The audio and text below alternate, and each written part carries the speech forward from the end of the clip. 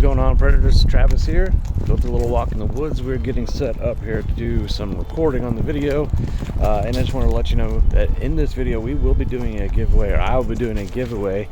We're going to be giving away a set of the 3 Fletch. These are the P-shape 65 millimeter ultralight easy veins. These are ultralight easy veins, are a brand new release from these guys at Easy Veins, and so you can get your hands on a set of these yourself, and they will be given away in this video. If let's say we can get this up to let's say whichever happens first, if we can get 100 likes on this video, or if you guys can get up to 10 subscribers on this video, then we will do that. So if you want to be a part of that, if you want to have a chance of winning these easy veins for yourself, getting ready for your tack rig, getting ready for your shoot, then what you can do, like this video, subscribe to the channel, follow me on Instagram, and then we will announce the winner over there. So thanks for watching, guys. Without further ado, let's do further.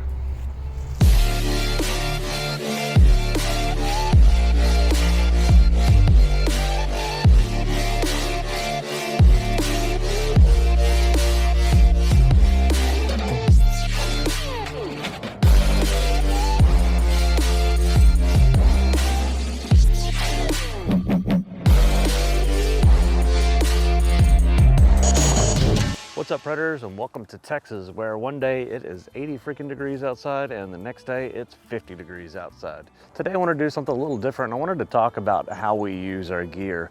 And so there's a lot of different gear out there where we just kind of, go to the pro shop, we buy these things, we pick them up and bring them home, and then we let the, pro shop guys, before we get home with it, tell us exactly how we're supposed to be using it.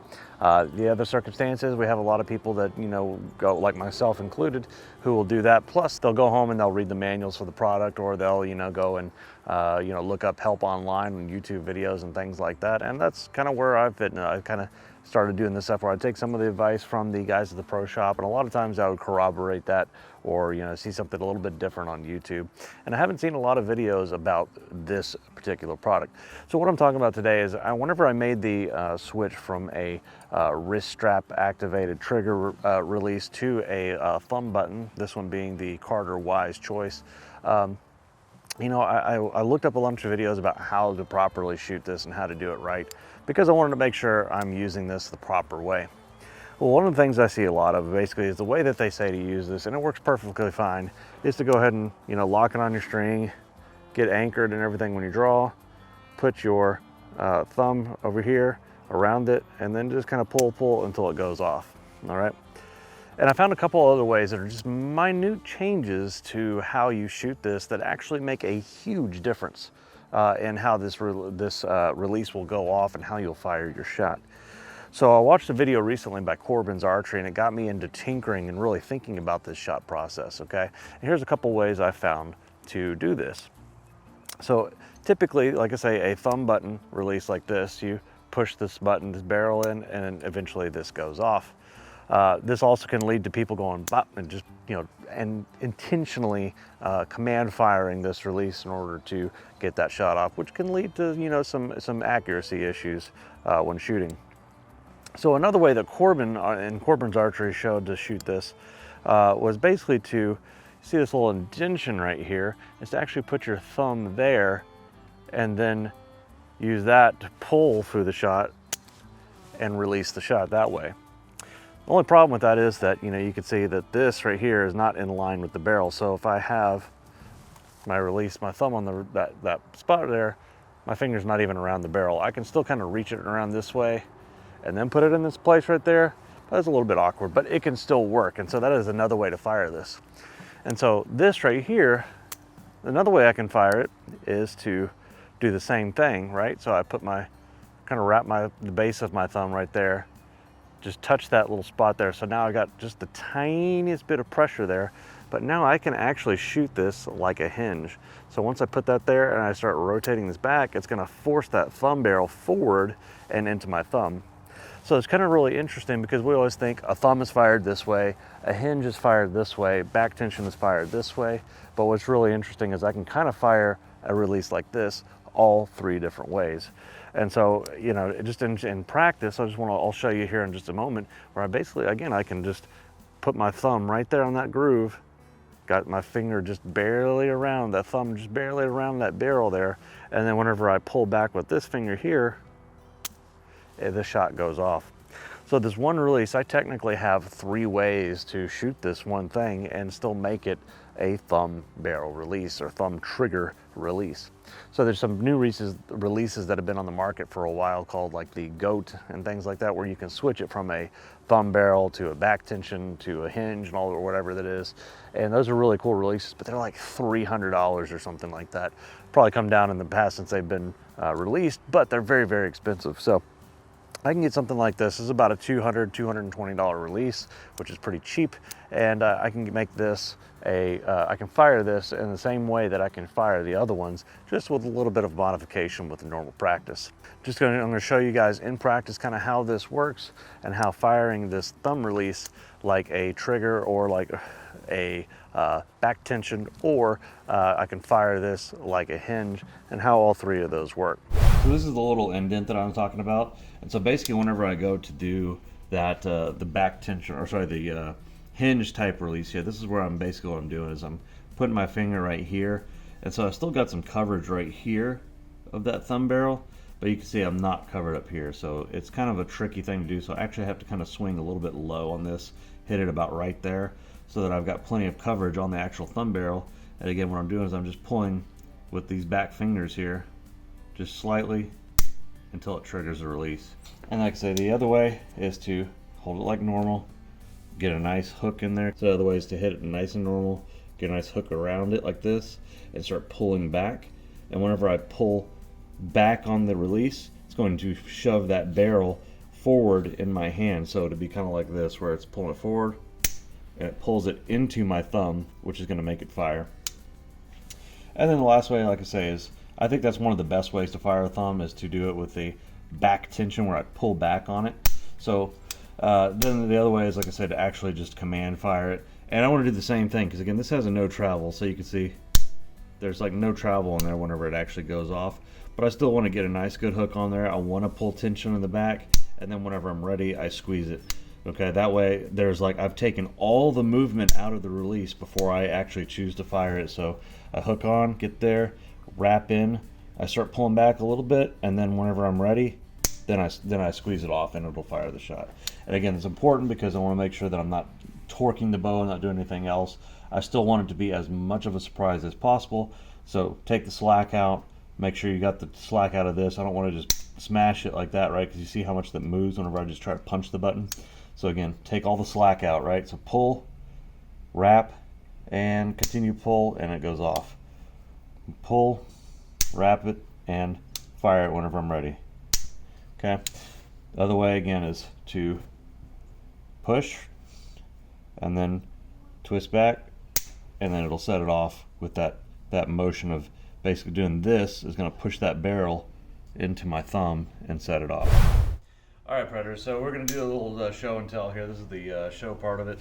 So I've got my Wise Choice grip here. I just added a little bit of this cohesive bandage tape in here because it's really cold. It just kind of helps deal with that. But basically the first way we're going to shoot this is like a thumb release. So I get up into my stabilizer, please. All right. So I get up here, draw my bow, get my anchors. Now what I'm going to do is I'm going to place my thumb on the trigger here, and then I gently start squeezing as I pull back with my elbow here. So I'm going to pull back, and then the shot goes off. So basically what I'm doing is I'm hooking in here and I'm pulling back into it, and it's going off that way. So that's shooting it like a true, like kind of like a what you would call a back tension there. So I'm not actually pushing the trigger, I'm just putting pressure on it, and then whenever I pull back with the string, it fires, okay? Or pull back on the string, it fires. All right, so next I'm gonna shoot it just like a trigger. So I'm just literally gonna squeeze the trigger. So same thing, pull back, anchor, okay, got my anchors in. Then I basically just push on the thing and it goes off once I put enough tension on it. Finally, the last way you're gonna shoot this is another way, like I say, a lot of people don't really talk about, is I'm gonna shoot a thumb trigger like a hinge, okay? And a hinge being that normally if you wouldn't have the trigger on here, I'd basically go and rotate and as it would twist onto that sear, it'll fire off. But instead of there being a sear in here, what I'm going to do is basically, by rotating the release, I'm going to increase the tension on the thumb barrel, which is going to make it fire. So same thing again, come to full draw, anchor in. Okay, so now what I'm going to do is I'm going to get my thumb here, and it's wrapped around the barrel down here. All right, and now I'm just going to start rotating until the shot goes off. So that was a little bit more stiff. Let me do that. I haven't done that, practice that a lot, so let me do it one more just like that. Okay. So again, lock it in, draw, anchor, okay, thumb in position. I just got it on that little notch there. I'm not squeezing anything. I'm just rotating, and it goes off for me. So you can see those are 3 different ways to get a surprise release and get the proper shot with the thumb trigger or button. So it's kind of interesting because a lot of people say a thumb trigger is fired this way, a back tension is fired with pure back tension, and a hinge is fired like a hinge. But with something like a thumb button release here, you can get all 3 types of releases out of one actual physical thumb release. So let me do one more. The way that I usually shoot this is with a, I'm always tinkering, I'm always trying different ways of shooting and everything. But the main way I typically shoot this is to draw. Nice smooth draw, got my anchors. What I'll do is I'll put my thumb on the barrel here, and I'll just start pulling straight back. And then whenever the bow goes off, it's a surprise. You see I was in the middle of speaking there when the bow went off. And I think that's usually good. And it's a weird thing to get used to feeling that surprise shot. But I mean, I'm not but 5 yards away here, but you can see the group. I'm focused more on teaching and everything, but I mean, I got a little group here. I'm like 5 to 8 yards away here, so it's nothing serious. But again, it's very consistent, and that's really because what's going on is I'm getting a surprise release every time. So whenever it goes off, I'm not expecting. Because when I expect it, what happens is, if you were to like slow this down in slow motion, once I go to the release, basically I'm kind of, whenever I push here, there's usually kind of an opposite reaction too, where I'm moving the bow during that portion too. I'm tensing up, and so the point of a surprise release is that I'm not expecting it, and so I can't accidentally torque the bow with the other hand at the same time. So the other release I have is a Wise Guy from Spot Hog, and basically it's a trigger release. It's a wrist strap, and you can still fire that like a back tension as well. So you can fire it like a trigger, or you actually just come back to draw, and you just kind of like squeeze on the trigger when you're ready to fire, which is kind of a command-based shot, which is not wrong. And that's kind of a lot of things that people say, do not do it, do not do that. I think it's okay in there's situations, especially when you're hunting, where you want to be able to command a release and shoot it at will, but you just got to make sure that you're doing that the right way. So I can get a surprise release, and I think for target archery, I think that's a really good way to go. But for hunting, like I say, I want to be able to have a release that goes off exactly when I want it to. Now the key to having a proper release for that is to make sure that you have one with 0 travel. So you can see with this Wise Guy here, Wise Choice, sorry, that whenever I push it, do you see that? This thing barely moved at all, and it was actually just during the actual, once the release goes off. You want something with a 0 travel, because the more this moves, like let's say if I were to have it where I would have to go like that for it to go off, right? Or like a thumb or a finger trigger, right? Where I'm doing a finger release and I start moving it, but it has to travel a little ways before it goes off. That means that I'm torquing the string and I'm torquing things on the bow that much more. So if I am going to have shoot a command style release where I'm going to be hitting the trigger, or I'm going to be, on an index style release, if I'm going to be punching the button, I want to make sure that there's no travel in that button, that it instantly goes off, or seems like instantly goes off, so that there's no torque present in the bow whenever that happens. So thanks guys for tuning in. Thanks for watching the channel. Thanks for supporting this channel. And as always guys, keep defying the odds.